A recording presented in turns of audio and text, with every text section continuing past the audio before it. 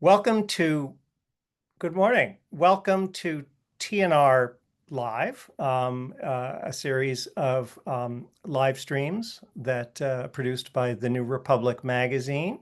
Um, my name is Tim Noah. I'm a staff writer at the New Republic, and I'm here today with Osita Nwanevu, who is a contributing editor to the New Republic, and he is the author of this very stimulating new book, The Right of the People, Democracy, and the Case for a New American Founding. Welcome, Osita, Thank you for having me. Good to see you.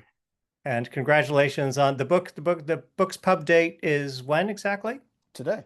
Today is Today. pub day. So we are celebrating, I think, in part here. Fantastic. So I should have brought a glass of champagne. Um, I'll grab uh, one right when this is over, believe me. um, let's get right into it. So you're publishing this book at a time when people say American democracy is in peril, so it's very timely. Your argument is that American democracy is overrated and that in many respects it isn't very democratic at all. Can you elaborate?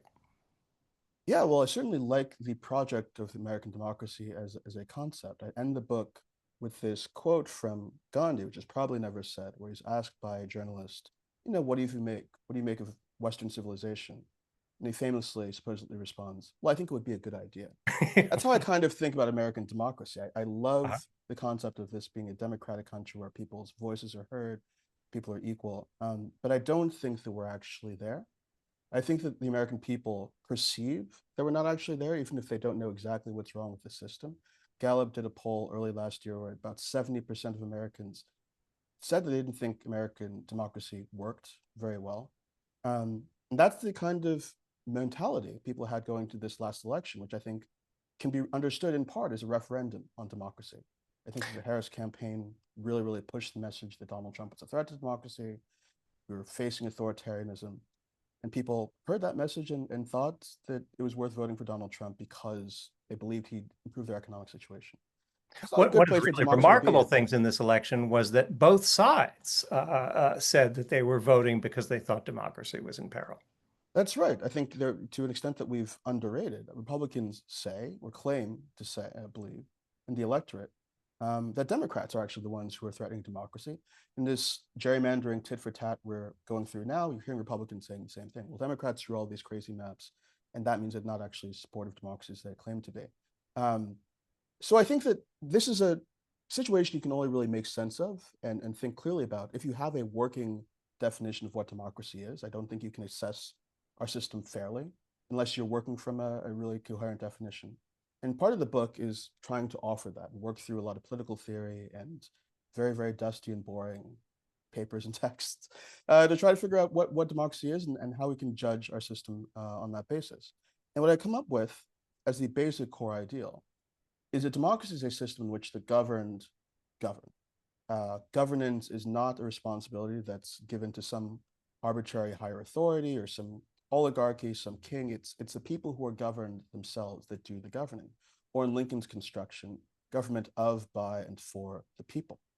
Um, and I think you can tell whether a system is democratic if it meets three basic requirements. The first one is political equality. Everybody involved in a political choice has to be in equal standing. If that's not the case, you leave the door open to some privileged minority of some kind to be the one that's actually in seat of power making decisions.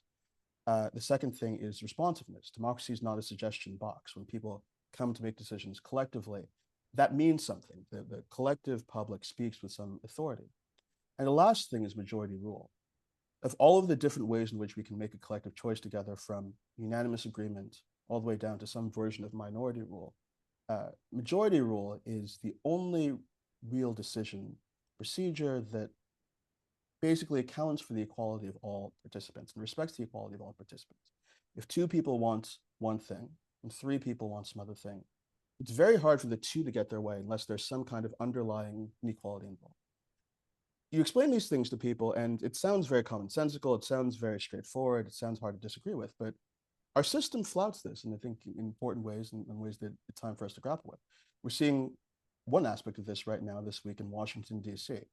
Washington, D.C. is a city of about 700,000 people without full and equal representation in Congress. They have a non-voting delegate, Eleanor Holmes Norton, who cannot cast a vote in the final passage of legislation in the House. There are 4 million Americans for whom this is true, most of them in Puerto Rico. I don't think you even have to read the book necessarily to understand that there's something democratically problematic about that, that there are 4 million people in this country by any reasonable definition of democracy who are not living today in a democracy.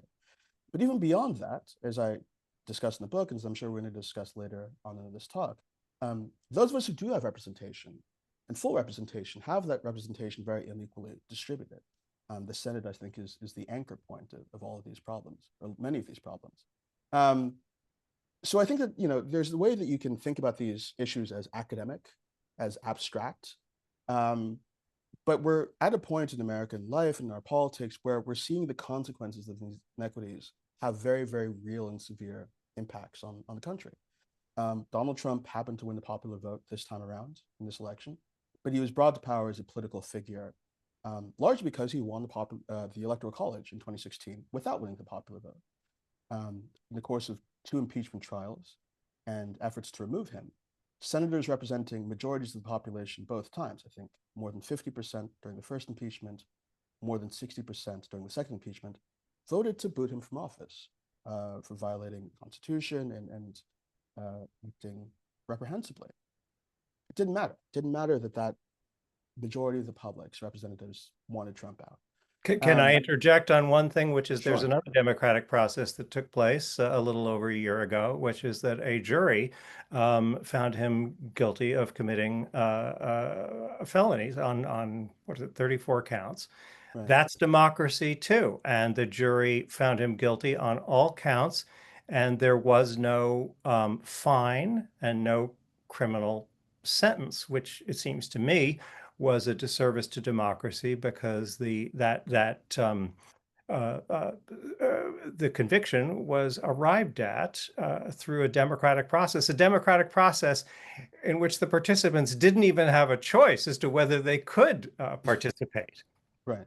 So I do talk in this book somewhat about sortition, the principle that, it might make sense in certain situations to have members of the public, as was the case in Athens, randomly selected to participate in governance.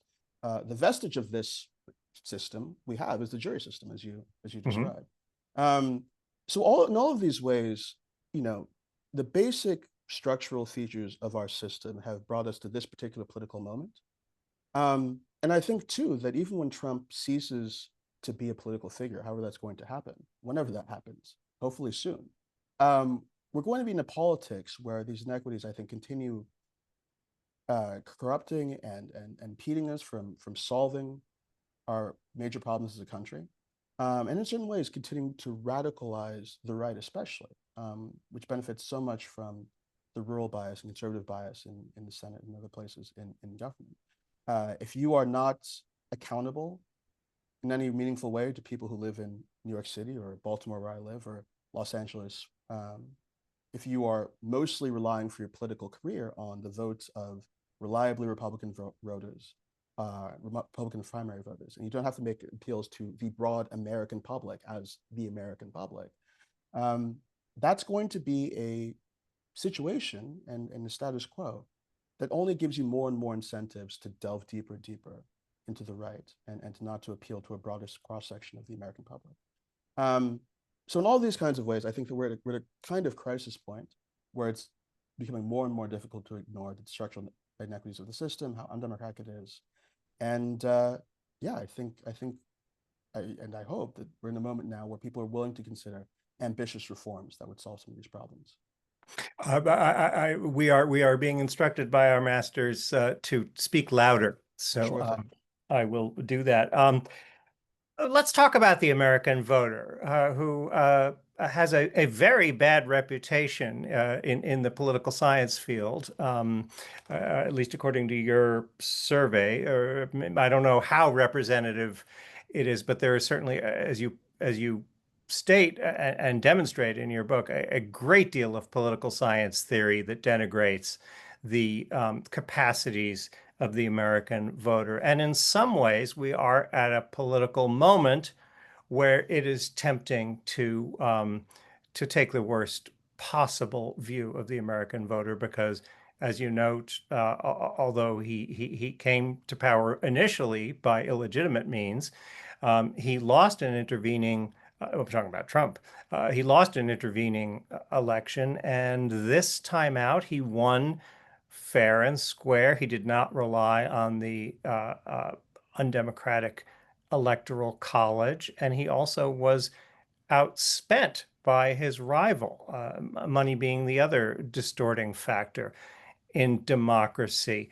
Um, uh, so we have this very dismal situation where it's some people have suggested, including myself, that at the moment, democracy feels like it's the problem rather than the solution. But you have a very different view, both of the American voter and of democracy, and you make a very powerful case, I think, that the political science field is selling the American voter short.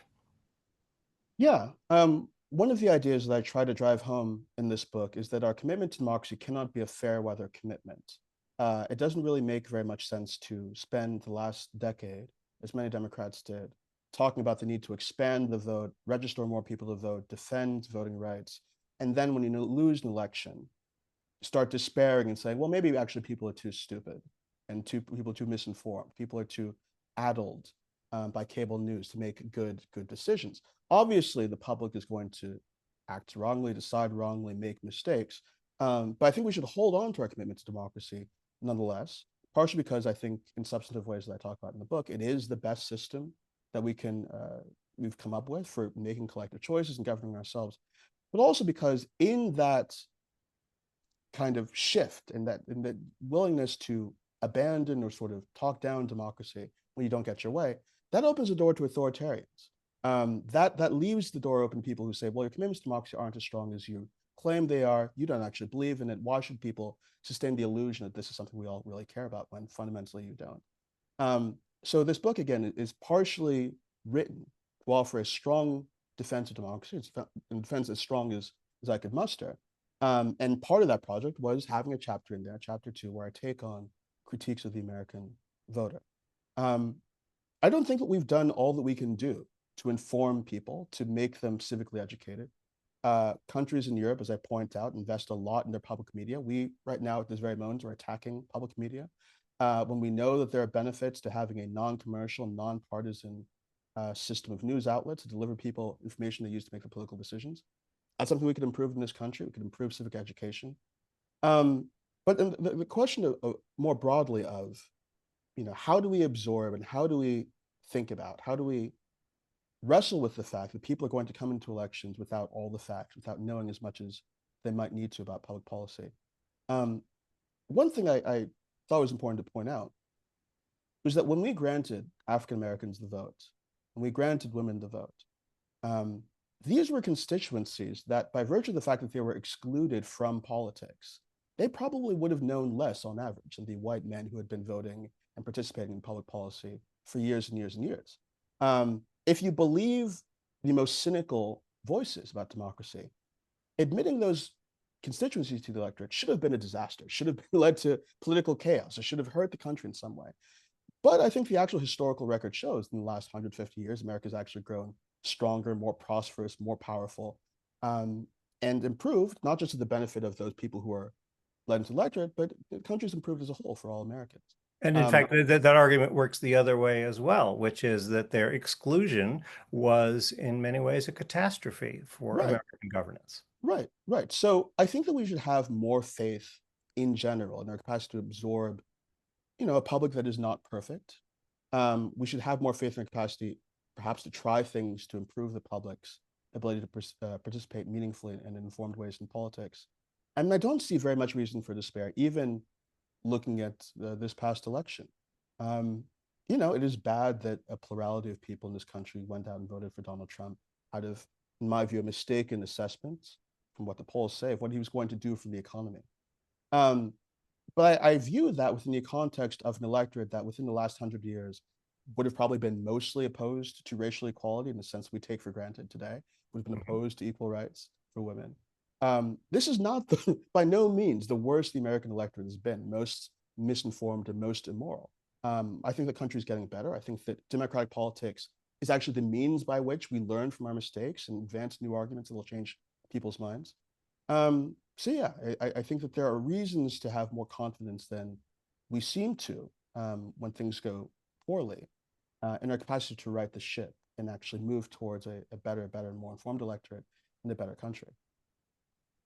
Well, that's a wonderful statement, and badly needed at a moment where it really feels, to me at least, as if the electorate is chosen as badly as it ever has in all of American history.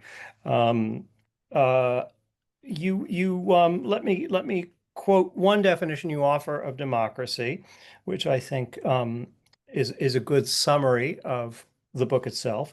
Democracy isn't about the will of the people winning out in a given collective decision. It is about the right of the people to govern themselves through collective decision making in the first place. So that's a wonderful quote, and it draws on, if I'm not mistaken, I get the sense reading the book, the two of your intellectual heroes are Thomas Dewey and Walt Whitman. And you invoke them repeatedly throughout the book to describe a more expansive idea of American democracy. Can you elaborate? Sure thing. So John Dewey and Whitman, I think, provide some of, I think, the you might even call it spiritual background that I think animated this book as a project. I think they offer defenses of democracy that are very technical and practical. I think, again, it is a practically well-functioning system as opposed to monarchy or as opposed to oligarchy for governing in the interest of the governed. But beyond that, I do think that there's something deeply meaningful about the concept of human agency as reflected in democratic processes. I really do believe that our intuition, when we talk about how much we care about democracy and we express our hopes for democracy, the intuition is that we each are entitled to a basic level of control over the conditions that shape our lives. That we're not just living as the helpless victims of circumstance, that we're not just, you know, people who are subject to hierarchies that we're born into, where we're just obligated to do whatever the wealthy and most powerful people in society tell us to. I think we come to democracy as a system largely because we think that each and every one of us should be able to shape their lives and direct their lives and live the lives that they choose. Um, and that's the system of a way of thinking democracy that I think expands our sense of what it can do for us, expands our conception of what a political system should look like, but as I think we'll talk about later, also implies a basic level of commitment in the economy to democratic principles as well. But you were asking about, at the outset, this distinction I make between the will of the people and the right of the people, which is the title of the book. I think that we talk about democracy often in ways that imply that when an election happens or a legislative battle is won, that is what this entity called the majority of the public wanted. I think there are a lot of problems with this idea conceptually. It's something that people in the political science field and people who call themselves social choice theorists have wrestled with a lot, and I thought was important to wrestle with in the book too. When people went to the polls in November and they voted for Kamala Harris or Donald Trump, uh, those constituencies of people had all kinds of ideas about what a Harris or Trump presidency meant. They disagreed with each other on certain issues or had different interpretations of what their policies agendas would be. Um, they were not all speaking with one voice about what they wanted necessarily. They were choosing a candidate on the basis of different interpretations of what those candidates were going to do. Similarly, when we look at polls and we find that majorities of the American public believe this on taxes and this on education and this on immigration, it's intuitive to us that those are not all the same group of people, that there's overlap and differences. Um, and so what people have basically come up with and said is that there's not one singular majority that prevails in democratic processes in this country or any country. You have overlapping different constituencies, different majorities that exist at once within the American public.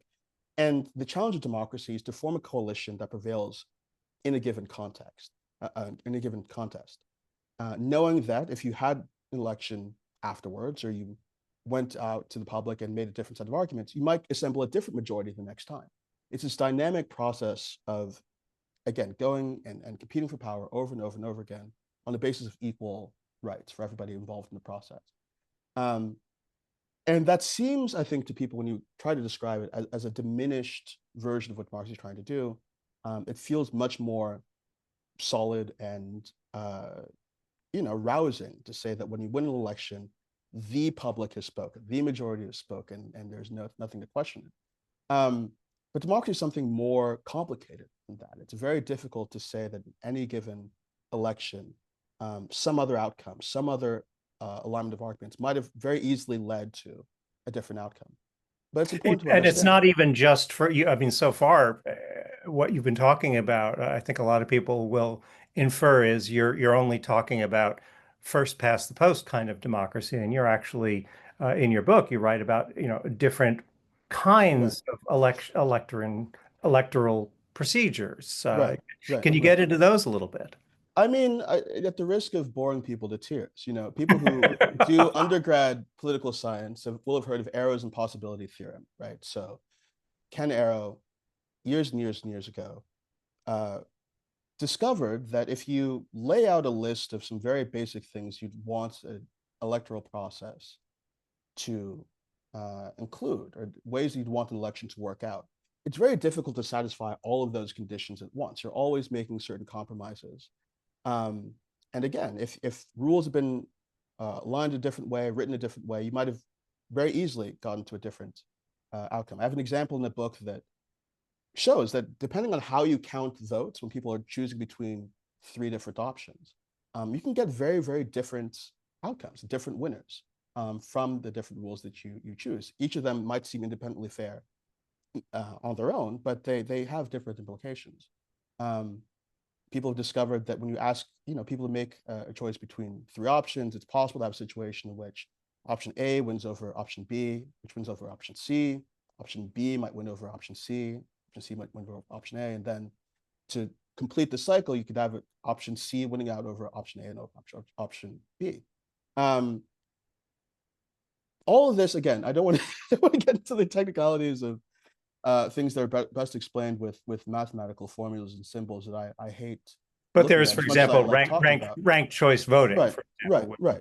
Yeah. Right. Ranked choice voting, we have a first past the post system in most of our elections, where we take it entirely for granted that if you win 40% of the vote, let's say, and your opponent wins 38% of the vote, and actually most of the people who come to the polls do not want you in office, because you have more votes than the next guy, you're still the winner. Right? That's how most elections in this country work. By contrast, you can have a system that I think is better of ranked choice voting, where everybody ranks the options, and you can only really win at the end of the tally of everybody's options if you have a true majority of the vote. This is what we saw play out in New York City with Mamdani's primary win in the Democratic primary. That leads itself to a different kind of politics, where we saw Mamdani and Brad Lander act not exclusively as rivals, but actually kind of formed a coalition together, knowing that they would actually be better off if they worked together and their voters cross-ranked each other. Let me interject with a question from a listener, Jocelyn Scott. She says, need to look at compulsory voting, Australia, which was spoken of favorably by Obama. What are your thoughts about compulsory voting? I talk about compulsory voting a little bit. Obviously, a very, very great way to boost voter turnout if you have to pay a fine or something happens if you don't vote. I think it's worth exploring. I do think that it's worth considering only at the point where it's actually easy to vote. I mean, obviously, we have all kinds of barriers in this country right now to make it more difficult for poorer people, minorities to access the ballot. If you move to compulsory voting tomorrow, the people who would actually pay the fines mostly would probably be poor and minority voters. So if we work together and make it really, really easy for people to vote, compulsory voting, maybe it's something we should consider moving forward. But it does tend to boost turnout, although I will say that other countries without compulsory voting also have higher turnout rates than we do, because There are things like different methods of voter registration that we haven't implemented here yet. So you don't Your have to do your compulsory voting. regressivity point is very well taken. Yeah, you don't have to do compulsory voting to improve voter turnout, but it's one way to do it for sure. Let's talk about the Constitutional Convention. You have a lengthy discussion in your book of the Constitutional Convention, which people tend to think of as the birth of democracy in America. You explain that the purpose of the Constitutional Convention was really more about limiting democracy, at least as embodied in the perceived excesses of the Articles of Confederation. Can you tell us more about that? Sure thing. So Americans are not really taught much of this in school, but the American Revolution, it was a real war, a devastating war, a war that killed about 25,000 people, more, a large fraction of the population than any war, I think, with the exception of the Civil War. And it led to an economic crisis. I mean, the gross national product of this country falls by about 50% in the first 15 years of our existence. And so the country ends the war in a real state of economic turmoil. And there are two levels of government that are responsible for addressing the situation. The first is the federal government, Confederation Congress, under the Articles of Confederation, been propped up during wartime. And it was not really designed to govern the way that we now expect Congress to govern. You needed supermajorities to do anything of significance. You couldn't amend the basic compact without unanimous agreement from all the states. You could ask the states for money, but the states could ignore you. There was no real imposition of the federal government's will over the state governments. So you have an ineffectual federal government dealing with this situation. But you also have state governments that are actually, by comparison, quite active and democratically accessible. And so in the aftermath of the American Revolution, as people like Michael Klarman have written in a great book called The Framers' Coup, farmers, poor people are coming to their state governments and say, you need to give us economic relief. You need to make it easier for us to pay off our debts and taxes in kind with goods, perhaps. Or you need to print paper money that will make it easier for us to service our debts. States up and down the country, for the most part, acquiesce to these demands and these populist uprisings. One of the exceptions to this is Massachusetts, where, if you've heard of anything about this at all, you've probably heard about Shays' Rebellion, this uprising in the backcountry to try to get the Massachusetts legislature, which had been very resistant to economic relief efforts, to do something. The founders were totally apoplectic about this entire situation. Wealthier people in the country understood things like paper money or making it easier for people to pay off their debts and taxes. They saw that as corroding the integrity of contracts. They saw this as an attack on private property, destabilizing credit. And we have letters from the time and pamphlets that are being written at the time of people just saying, well, look, you should just be more frugal, save your money, don't go to the government to help you out. But again, across the country, most of the states did actually end up doing things to provide economic relief. And so the founders come to understand this. Again, we have letters, we have notes from the convention, we have arguments made after the convention in defense of the Constitution. The founders come to understand all that happened in the aftermath of the revolution as excesses of democracy. These farmers didn't really know what they were doing. These backcountry people had leveraged and used democracy to fundamentally destabilize and threaten the integrity of private property in the country. And this is really what you're describing is the push and pull of most of American politics for the next 100 years. Oh, you could say up until now, frankly, if you wanted to. Mhm. So they convene in Philadelphia in 1787 with this understanding that there needed to be a more powerful, stronger federal government capable of acting directly upon the American people, capable of asking the American people directly for things, and that would be less democratically accessible or less accessible to democratic policymaking than the status quo had been. That's where the Constitution comes from. The very first speech that's made at the convention in 1787 by Edmund Randolph of Virginia says outright that they were brought there by excesses of democracy. Alexander Hamilton says, I think, after the convention in one of his essays, that the convention had been convened, the Constitution had been written to prevent or intercede against the depredations that the democratic spirit is apt to make against private property. This is all very open. It's not a conspiracy theory. You can read these letters and pamphlets and Madison's own notes himself about why the Constitution was set up.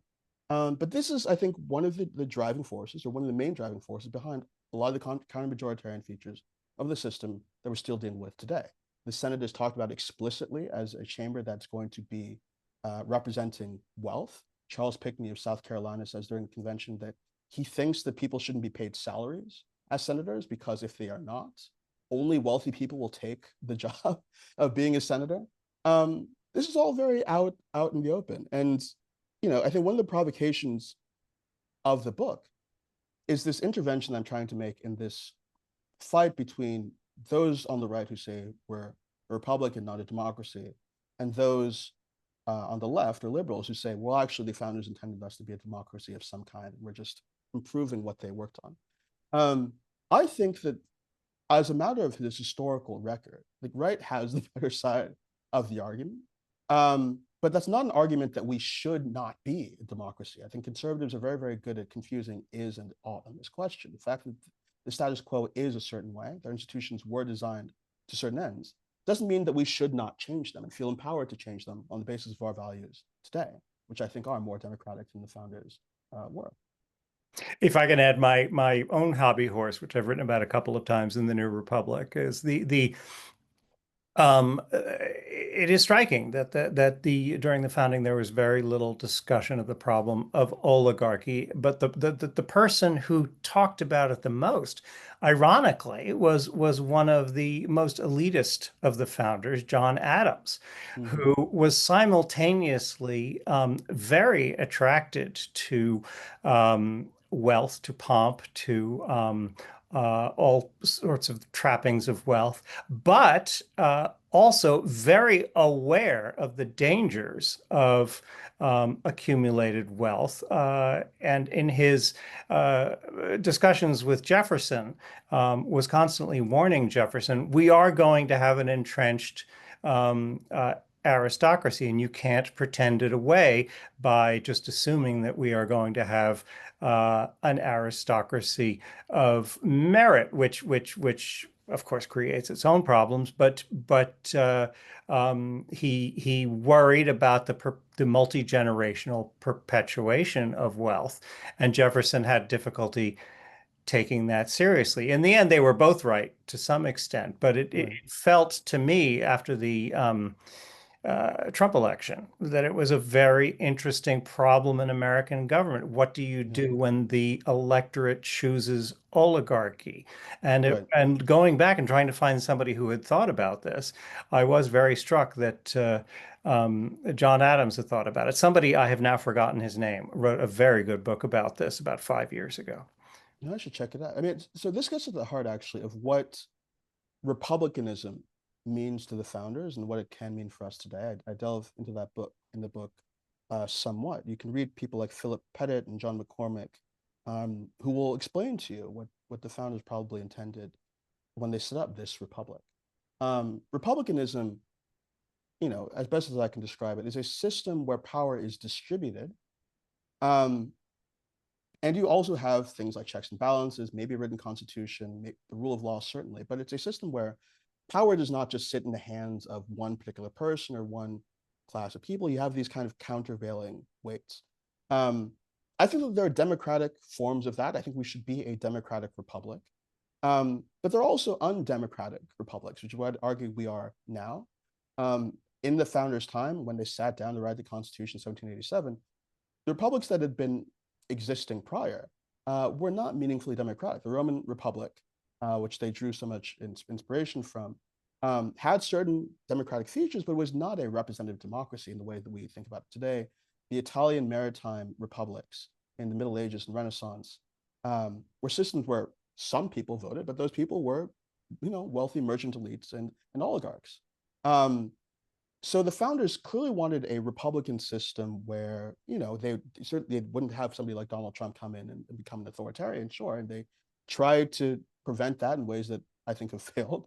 But they also thought that the masses could be too powerful, that the masses, again, could make unjust, from their perspective, demands of the wealthy and people who owned private property, and they wanted to prevent that too.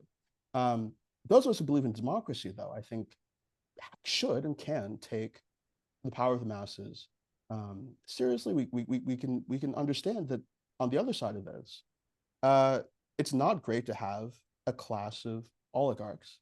And that's good in certain respects to limit their power, limit their wealth in order to make the system work better for everybody.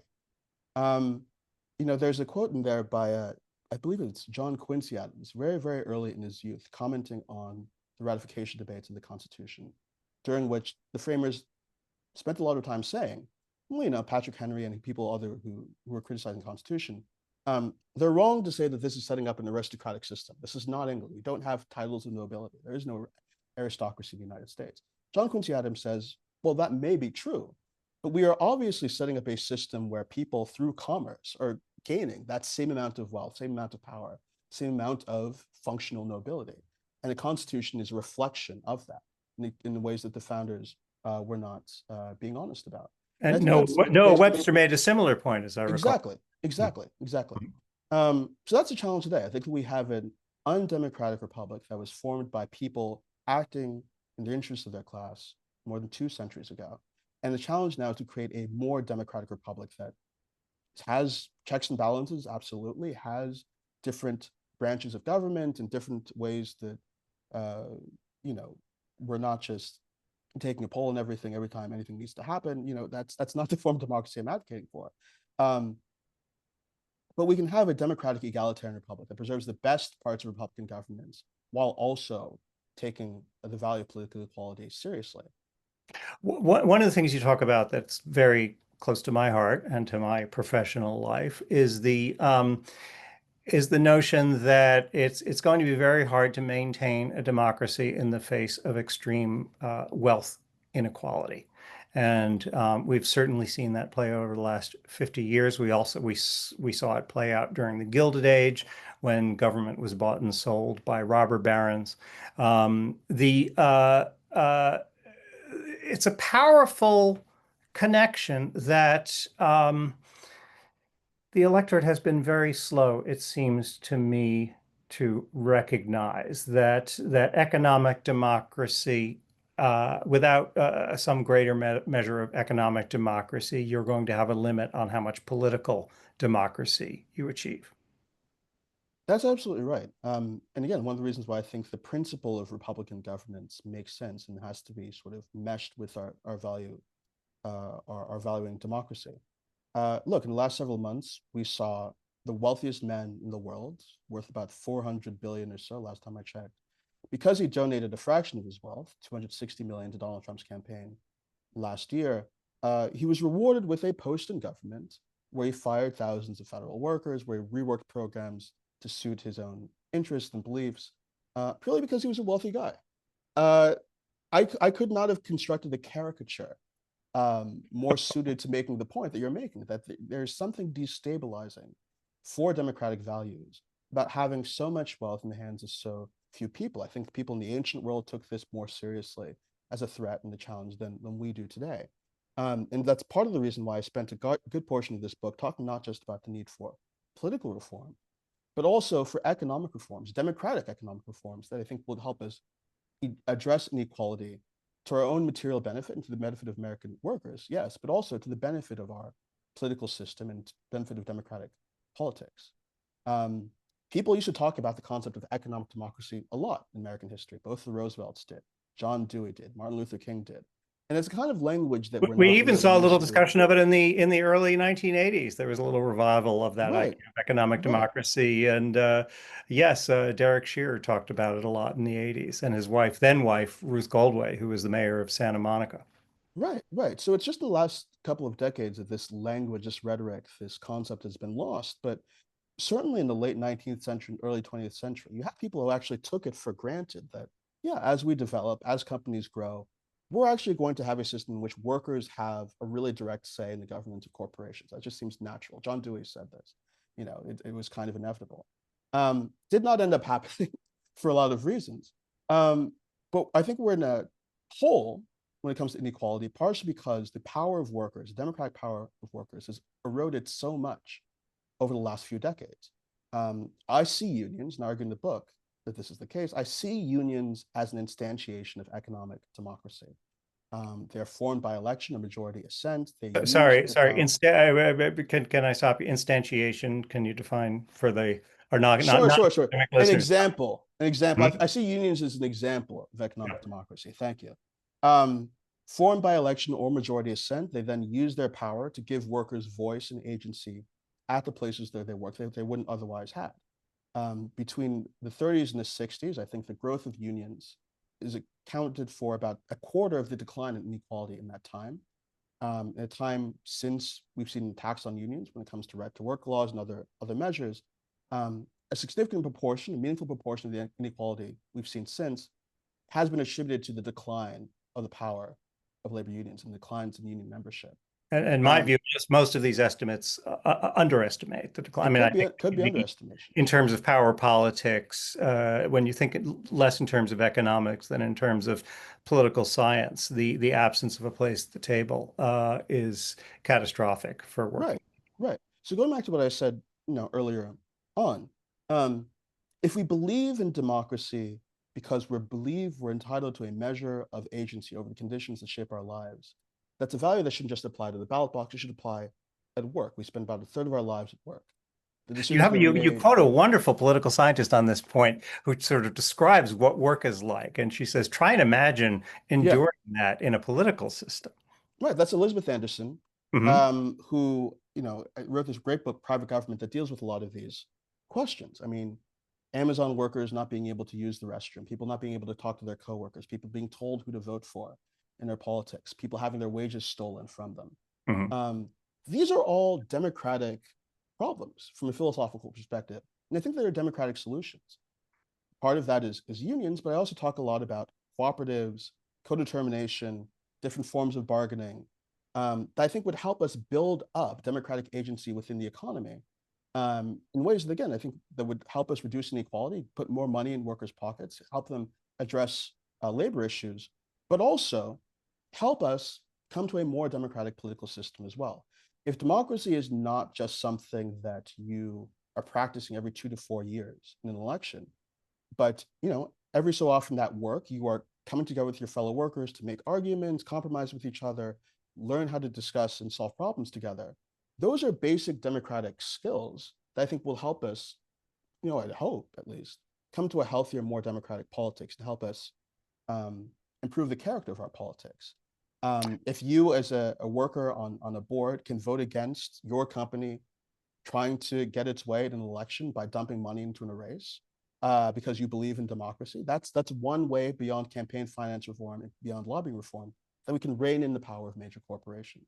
And Um, not just in the workplace also, but also in the political sphere. I mean, we've seen a lot written in recent years about the voter education function of unions, particularly when unions were not just organizations that represented people in the workplace, but created communities and a kind of alternative environment, educational environment that was an alternative to what we have today, which is very little community on the one hand, but also to the extent that there is community, things like gun clubs, where you learn yeah, very different lessons.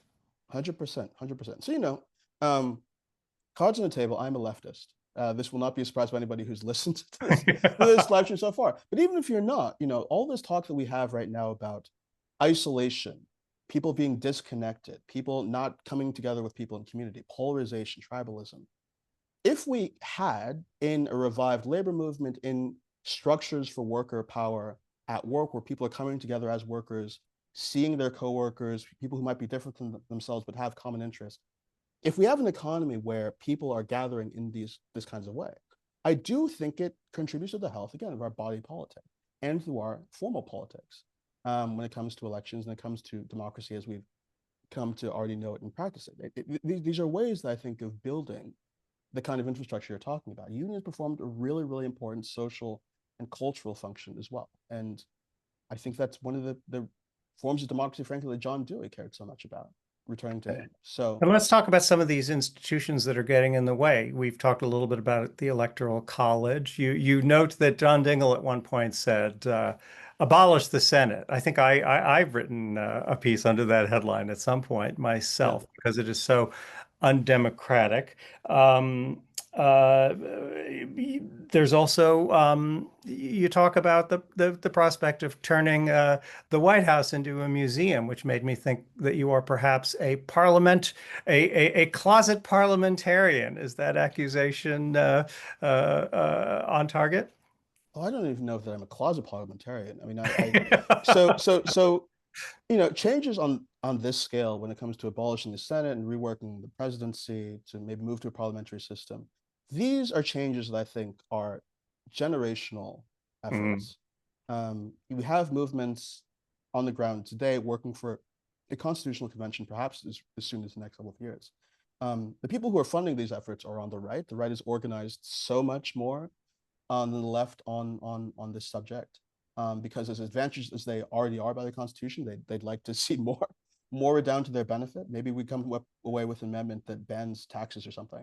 Um, so I think that building the public's awareness that we have these structural problems and building support for the kinds of reforms we need, things like abolishing the Senate, that's going to take some time. I don't want to have a convention where we lose out to people who are more well-funded and more on the ball in these things. Um, but I think that we should, work towards, and by the end of the century, perhaps, whenever it's going to be, a new kind of constitutional arrangement, at which point I think it will make sense to say the Senate as we know it shouldn't exist anymore. John Dingell, as you point out, wrote before he died for The Atlantic that he believed the Senate should be abolished. John Dingell, for people who don't know, the longest serving member of Congress in American history. This is somebody who knows how Congress works, not some hair on fire radical from outside the system, somebody who knew intimately what policymaking in Washington was like, came away saying the Senate has to go. Um, I think that anybody who's studied the inequities of the chamber can see why that is. Resident of Wyoming has about 67 times rather, the representation of a resident of California does in that chamber. It's a function of the population. You're And told in grade Wyoming is also school. the most Republican state in the union. That is correct. That is Mhm. so. You're also told in civics class that this doesn't really matter because it's balanced out by the House. It's not true in any meaningful way. The Senate alone determines judicial appointments, executive appointments. It shapes the rest of government in the way that the House cannot. Obviously, you do need both chambers to pass ordinary legislation. The small states or more rural conservative states exercise a kind of veto power in the system because they're so dominant in the Senate. Um, so that cannot stand. Those inequities are only going to get worse as population dynamics continue to go the way they've gone. I Um, would let me stop you there though for a moment just to say I think the one thing that may actually happen in my lifetime, I'm in my late 1960s, is I think there's a good possibility I will live to see the abolition of the Electoral College. oh, I think that's closer than people know. So one of the reforms I talk about is the National Popular Vote Interstate Compact. So one way to deal with the Electoral College would be to pass a formal constitutional amendment. As I describe in the book, the amendment process is completely out of whack. We have one of the hardest constitutions in the world to amend. I think something like 12,000 amendments have been proposed in our country's history, and then a small fraction of them have gone anywhere near passage. So the prospects for amendment dealing with the Electoral College don't look so good. But states have the power to determine how their electoral votes are awarded. And a number of states over the last couple of decades have said, we're actually going to pass laws and join a compact that says, at a certain point, when the right number of states have done this, we will throw our electoral votes over to the winner of the national popular vote. If states numbering the number of electoral votes you need to win, 270, do this, you functionally have done this end run around the electoral college. You still have it technically, but a number of states that you need to win have already said that they're going to give their votes over to whoever needs a popular vote, right? So you kind of obviate the need for amendment potentially. I'm sure that there'd be a constitutional challenge that would go to the Supreme Court about this, but it's worth a try. We're already at, I think, over 200 electoral votes within the compact. The sort of low-hanging fruit states have already done this. Liberal states have already joined. And so the places where we need to get up to the rest to get to 270 are more purple states. That's a fight that could be won, I think, in the next couple of decades, honestly. The other possibility, which I actually think is the likelier possibility, is the serendipity of, and you do discuss this, of a Republican winning the popular vote and losing in the Right, Electoral College, which right, will immediately, I mean, this absolute conviction that the Electoral College ever and for always favors Democrats over Republicans right, is not based in fact. I mean, there are right. some ways in which the Electoral College actually favors Democrats. For example, you combine winner take all, which is not in the Constitution but adopted by Right, most states, with the urban concentration. That's a Democratic advantage. So right. it is not inconceivable to me that the Republicans will get screwed by the Electoral College sometime in the near future, and that you will overnight have a bipartisan consensus to get rid of it. Well, I mean, I think that's within the realm of possibility. I mean, as recently as this last election, people were speculating, could Donald Trump win the popular vote, given certain depolarizations of different constituencies of the electorate? Could he win the popular vote without winning the Electoral College? Slim, remote chance of that happening in the last election, but it was something people talked about. It Um, also came up, I think, if I'm remembering correctly, in 2012 with Mitt right, Romney. right. And I think there may even have been some talk about uh, uh, Bush winning. It was a live possibility that I think that Bush might um, win lose the Electoral College and win the popular vote in 2004. Yeah, yeah. I mean, I think that it's young that people have looked at this. I believe that statistically, the Electoral College had a slight Democratic tilt until the mid 2000s, if I'm not mistaken. It's in the book somewhere, and I've I've forgotten it. But you're right that it does not have this kind of solid, durable Republican bias, although it has in recent years. And Also, part of the the, reasons the the why, political nature of the smaller states is shifting leftward. yeah, well, I hope certainly hope that's true. But it's still, regardless of who benefits in a given election, it's an insane system. It's not even the system the founders Right. intended to create. If you believe in the founders' intentions, more than I think you should, but if you believe in them, this is not the electoral college that they designed. We have the It's how kind of it's how the Holy Roman Frankenstein Empire process. worked. Yeah, I mean, it's a crazy system. I believe that 80% of the countries in the world, with presidents like ours, elect theirs by some form of popular vote. We're in the company of Botswana and Micronesia and doing things way what we do. No disrespect to either of those countries, but this is not the way that most systems work. But I want to get to your point about presidentialism too, because I think that one way to deal with the electoral college, to get rid of this entire process, would be to have a more parliamentary system to begin with. Um, Political scientists have said for years that presidential systems tend to be more unstable, tend to be more given to authoritarianism. Juan Linz is, I think, the political scientist most known for advancing this argument. And for a long time, people held the United States as an exception to the rule. Yes, you saw this happen in Latin American countries, but America had this, pretty functional presidential system where nobody had become a dictator yet. I think that the last last several months have given us reason to suspect that we might not be an exception anymore. That even here in the United States, presidential systems are destabilizing. Um, and so, I And don't you're know that. you're you're speaking incidentally in a long New Republic tradition. Richard Strout, who was a TRB columnist Right, for almost half a century, I think, was a strong parliamentarian. right, And I've had parliamentarian leanings, although I confess that the advent of Brexit and the Tory right, politics since then gave me some pause. right. No, parliamentary systems obviously have challenges of their own. Mhm. I think that what attracts me to them is, again, thinking about the bedrock principles of political equality, avoiding malapportionment. Malapportionment, for those who don't know, meaning, there's this kind of disconnect between how much your vote counts in one place versus another. It's easier to design parliamentary systems that meet the basic requirements of democracy, from my perspective, than it is to design systems of the kind that we have now. One of the conversations that I think is cropping up with this gerrymandering situation we've had at the moment is the push for proportional representation. Lee Drutman writes a lot about this.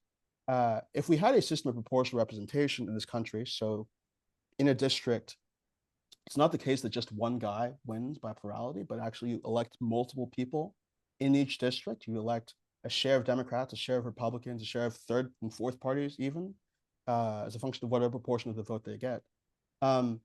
It's a more equitable system, and it's a system that leads again to breaking the duopoly, and it's a system where people's voices do count more than they do at present. The fact that you are a Republican, let's say in Baltimore, Maryland, does not mean that you're entirely shut out from having congressional representation. You will send Republicans to Congress from the city. It's just that because it's such a Democratic city, there'll be more Democrats, but that doesn't mean your voice doesn't matter. Hopefully, in the ideal world of worlds, you have a kind of cross-partisan interest in making that happen, because I think it is more democratic, more Now, egalitarian. I confess this was one part of your book I had a little difficulty following when you talked about multi-member districts. Mm-hmm. And maybe I misread it, but you said that there was some historical experience of that, and maybe I just misread it. I didn't understand what you're talking, because the Constitution does not allow for it, is my understanding, or am I just wrong about that? Well, there were explicit moves to prevent people from enacting multi-member districts within the last 100 years or so. Lee Drutman goes into the history of this. Um, but there's been an interest in doing this reform for some time. And I think it's against the interests of both parties to have it move in this direction. You would not have to amend the Constitution to implement multi-member districts. There's a piece of legislation called the Fair Representation Act, I believe has been advanced by, if I'm not mistaken, Don Baer of Virginia. That would move us in this direction. I think people should look into. But all this is to say, presidential systems and bicameral Congress as we know it, this doesn't have to be the way that American democracy works. We can, at some point, if we care about democracy and we work towards building a movement for it, move to a fundamentally different kind of system. And I think there are reasons why that would be good for us. Well, thank you so much for this conversation and for thinking creatively about our democracy at a really, really dismal moment in our electoral history. I think that concludes our conversation. And again, thanks to all for joining us.